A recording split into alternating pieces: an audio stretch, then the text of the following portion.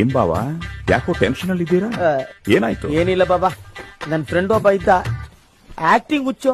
ಯಾರೋ ಲವರ್ಸ್ಗೆ ಹೆಲ್ಪ್ ಮಾಡ್ಬೇಕು ಅಂತ ತಂದೆ ಗೆಟಪ್ ಹಾಕೊಂಡು ಹುಡುಗಿ ಮನೆಗೆ ಹೋಗವನೆ. ಆ ಹುಡುಗಿ ಕಡೆಯವರು ಬಳ್ಳಾರಿಯವರಂತೆ. ಆ ಮನೇಲಿ ಬಾಂಬ್ನ ಮಕ್ಕಳು ಫುಟ್ಬಾಲ್ ಆಡ್ದಂಗ ಆಡ್ತಾ ಇರ್ತವಂತೆ.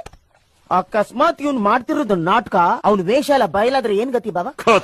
ಬಿಸಾಕ್ತಾರೆ, ಕತ್ತರಿಸಿ ಕತ್ತರಿಸ್ತಾರೆ ಅಂದೆ. ಕತ್ತರಿಸಿ ಬಿಸಾಕ್ಬೇಕು ಅವನ್ನ, ಕತ್ತರಿಸಿ ಬಿಸಾಕ್ಬೇಕು ಅವನ್ನ. ನಮ್ ಕಡೆ ಹಂಗ್ ಮಾಡಲ್ಲ ಬಾಬಾ.